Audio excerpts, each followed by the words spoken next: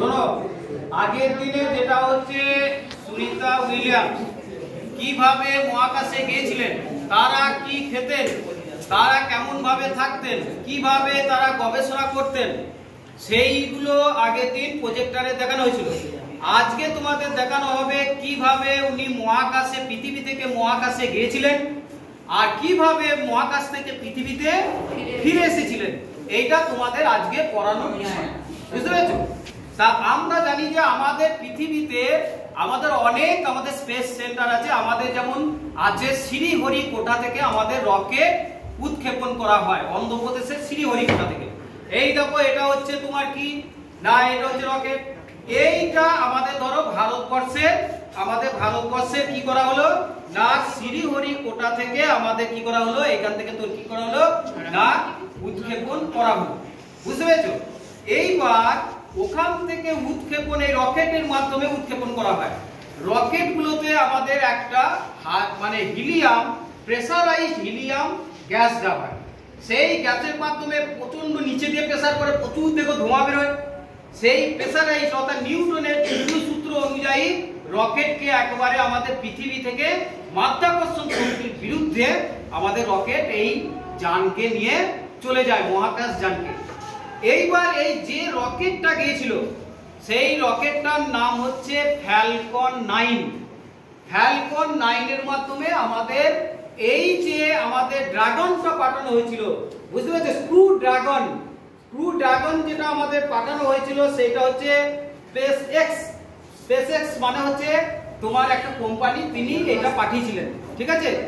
এই যে তোমার এইটা চলে গেল রকেটের মাধ্যমে দিয়ে কিছু দূর, রকেটটা যাওয়ার পরে এই রকেটটা আস্তে আস্তে আস্তে আস্তে আস্তে ছেড়ে পড়ে যাবে। তারপরে আরো যখন দূরে যাবে তখন আস্তে আস্তে আস্তে আস্তে আস্তে এই পার্টটাও ছেড়ে পড়ে যাবে। এইটা তখন আমাদের মাথার উপরে কি আছে, পৃথিবীর উপরে, যেটা হচ্ছে যে তোর কি না, আমাদের থার্মোস্ফিয়ারের মধ্যে কি আছে না, স্যাটেলাইট অর্থাৎ স্পেস স্টেশন আছে। এইটা হচ্ছে তোমাদের স্পেস স্টেশন, বুঝতে পেরেছো? এগুলো ছাত্ররাই বানিয়েছে, তোমরাই বানিয়েছো এগুলো।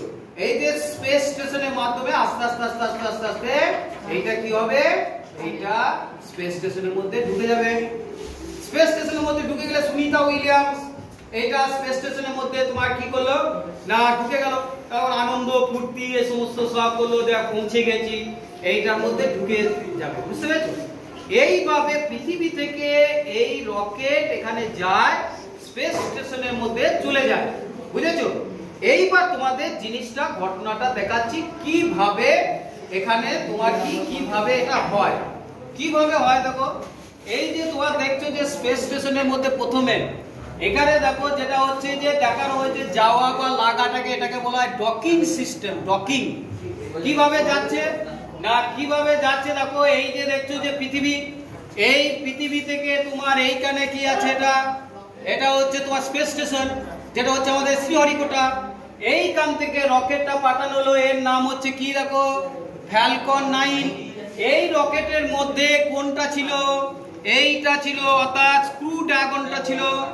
এই যে স্ক্রু ড্রাগনটা গেল, এই স্ক্রু ড্রাগনটা যেতে যেতে যেতে যেতে যেতে যেতে এইরকম উলম্ব ভাবে কিন্তু যাবে না, উলম্ব ভাবে কিন্তু যাবে না। উলম্ব ভাবে গেলে পৃথিবীর বায়ুমণ্ডলের সঙ্গে তার কি হবে, ঘর্ষণ হবে।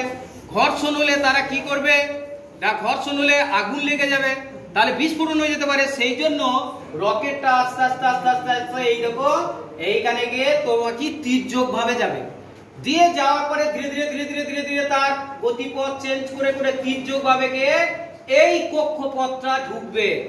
এই কক্ষপথটা কার কক্ষপথ, এই কক্ষপথটা হচ্ছে ইন্টারন্যাশনাল স্পেস স্টেশনের কক্ষপথ, বুঝেছো?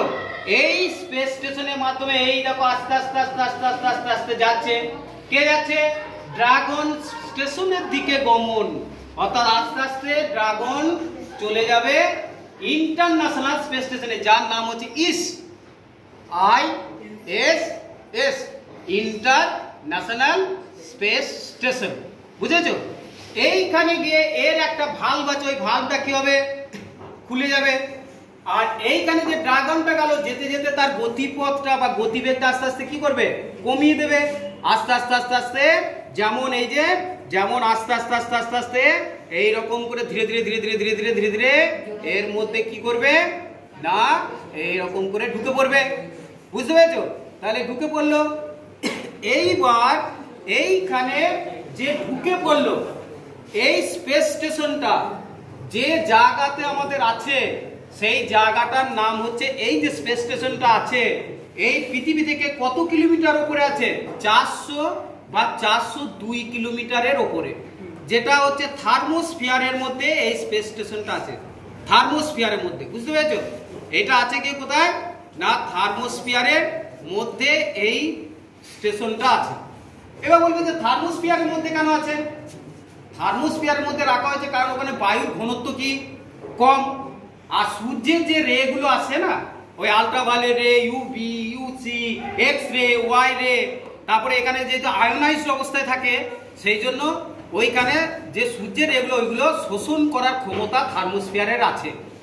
আর শোষণ করতে পারলে ওখানে গবেষণা কাজটা ভালো হবে, সূর্য থেকে কি রে আসছে, কেমন ভাবে আসছে গবেষণা করতে হবে। সেই জন্য থার্মোস্ফিয়ারের মধ্যে আমাদের কি রাখা হয়েছে না এই স্পেস স্টেশনটা রাখা হয়েছে। বুঝতে পেরেছো? এই স্পেস স্টেশনে চলে গেল, তারা গবেষণা করলো। এইবার সুনিতা উইলিয়ামস চলে এলো, গিয়েছিল 8 দিনের জন্য, 9 মাস লাগলো। কারণ আমাদের তো ড্রাগন আবার নতুন করে তৈরি করতে হবে, সেইটা তৈরি করতে গেলে তো আরো টাইম লাগবে।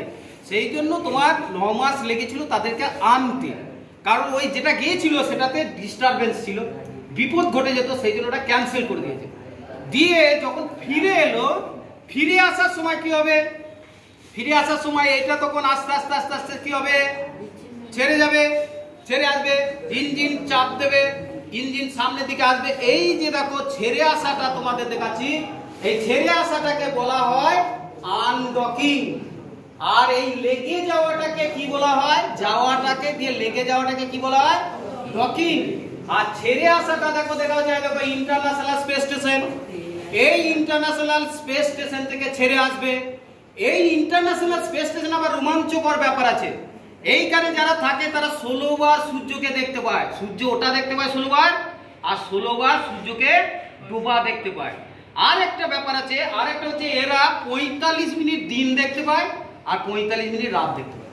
আমাদের 12 ঘন্টা দিন হয়, 12 ঘন্টা রাত হয়, ওরা পৃথিবীকে 45 মিনিট একবার দিন দেখে, একবার 45 মিনিট রাত দেখে। কেন বলতো? কেন? কারণ ওখানে তো জোরে ঘুরছে, জোরে ঘোরার ফলে ওখানে তার গতিবেগটা কি বেশি, তার ফলে বারবার দেখতে পায় এবং খুব তাড়াতাড়ি কি ওই দিন রাতটা দেখতে পায়। 45 মিনিট দিন, 45 মিনিট রাত। এইবার এখান থেকে ছেড়ে বেরিয়ে এলো, ছেড়ে বেরিয়ে আস্তে আস্তে আস্তে আস্তে দেখো এই যে এলো, এই আস্তে আস্তে আস্তে আস্তে এইখানে আসছে, এটা ইন্টারন্যাশনাল কক্ষপথ। আস্তে আস্তে ধীরে ধীরে ধীরে ধীরে একবার তো হেঁটে চলে আসবে না, ধীরে ধীরে ধীরে ধীরে এইরকম পাক খাবে, দিয়ে এই পাক খেতে খেতে এই কক্ষপথ ধরবে। এই কক্ষপথ ধরতে ধরতে ধরতে ধরতে একবারে আস্তে আস্তে আস্তে আস্তে ধীরে ধীরে ধীরে ধীরে এইরকম করে গিয়ে আস্তে আস্তে বায়ুমণ্ডলে প্রবেশ করবে। তির্যক ভাবে বায়ুমণ্ডলে প্রবেশ করবে, এইরকম করে এইরকম নেমে পড়বে না, তির্যক ভাবে। কারণ বায়ুমণ্ডলে বায়বীয় কণা আছে, বায়ুর ঘর্ষণ শক্তি বেশি, তার ফলে তোমার কি না এই যে ঘর্ষণটা, তার ফলে তো বিস্ফোরণ হয়ে যেতে পারে। তার জন্য তির্যক ভাবে ধীরে ধীরে ধীরে ধীরে বায়ুমণ্ডলে কি করবে? বায়ুমণ্ডলে প্রবেশ করার সময় দেখো লেখা আছে, যেই বায়ুমণ্ডলে প্রবেশ করা তার গতিবেগটা কমিয়ে দিতে হবে। গতিবেগটা না কমালে কি হবে? বিস্ফোরণ হয়ে যেতে পারে। সেই জন্য এইখানে কি করে না ওই যে আমাদের যে ড্রাগনটা আসছে, ওই স্ক্রু ড্রাগনটা একটা উপরে একটা পর্দা নামিয়ে দেয়। যেই বায়ুমণ্ডল ঢুকবে তার আগে ওদের একটা পর্দা খুলে যায়, ওটাকে বলা হয় তাপ নিরোধক বর্ম। তাপ নিরোধক বর্ম, তাতে তাপটা লাগবে না আর ঠান্ডা থাকবে। বুঝতে পেরেছো? দিয়ে তারপরে গতিবেগটাকে কমানোর জন্য 18,000 ফুট উপরে দুটো প্যারাসুট খুলে যাবে। দেখেছো আগের দিনে দেখো প্যারাসুট গুলো খুলে যাচ্ছিল, তাহলে দুটো খুলবে, তাহলে গতিবেগটা একটু কি হয়ে গেল? কমে গেল। তারপরে আবার 6,000 ফুট নিচে আবার তোমার কি হবে না আবার দুটো প্যারাসুট কি হবে? খুলে যাবে। এই দেখো 6,000 ফুটে আবার দুটো খুলবে, তাহলে কটা প্যারাসুট হলো? 4টে। তাহলে গতিবেগটা কি হয়ে গেল? কমে গেল। গতিবেগটা তোমার কমে গেল। গতিবেগটা কমে যাওয়ার ফলে তোমার তখন আস্তে আস্তে ধীরে ধীরে ধীরে ধীরে ধীরে ধীরে ধীরে ধীরে কি হবে না ধীরে ধীরে তোমার ধীরে ধীরে কি হবে না এই গতিবেগটা কমবে, বুঝতে পেরেছো? ধীরে ধীরে ধীরে ধীরে তোমার ওই গতিবেগটা তোমার কমে যাবে, দিয়ে আস্তে আস্তে এইখানে আটলান্টিক মহাসাগরে এই জায়গাতে তোমার কি হবে না নামবে। আটলান্টিক মহাসাগরে তোমার কি হবে না নামবে। এই যে আটলান্টিক মহাসাগরে নামলো, এই যে নামলো, এই নামাটাকে বলা হচ্ছে ওপেন স্ল্যাশ ডাউন। তাহলে নেমে পড়লো, তাহলে আস্তে আস্তে ধীরে ধীরে ধীরে ধীরে তোমার কি করলো না নেমে পড়লো। তাহলে এই যে নেমে পড়া, এই আসা, এই যাওয়া, এইটা কিভাবে মহাকাশে হয় সেটা ব্যাপারটা বুঝতে পেরেছো? তাহলে এইভাবে যাওয়াটাকে বলা হয় ডকিং, লেগে যাওয়াটাকে, আর যেটা হচ্ছে যে ছেড়ে যাওয়াটাকে এটাকে কি বলে না আনডকিং বলে। বুঝতে পেরেছো স্টুডেন্টরা? বুঝতে পেরেছো সবাই? সবাই বুঝতে পেরেছো তো? এই যে জায়গাটা লাগা, এই লাগাটা যেটাকে কি বলছে ডকিং সিস্টেম, আর এইটা যখন ছেড়ে আসা এটাকে কি বলা হচ্ছে আনডকিং সিস্টেম। আর এইটা এই কক্ষপথে 402 কিলোমিটার উপরে এই স্পেস সেন্টারটা কি করছে না ঘুরছে। বুঝতে পেরেছো? এই স্পেস সেন্টারটা 402 কিলোমিটার এতে তোমার কি করছে না ঘুরছে। বোঝা গেল? তাহলে কিভাবে যাওয়া আর কিভাবে আসা বুঝতে পেরেছো? ব্যাস বুঝতে পেরেছো?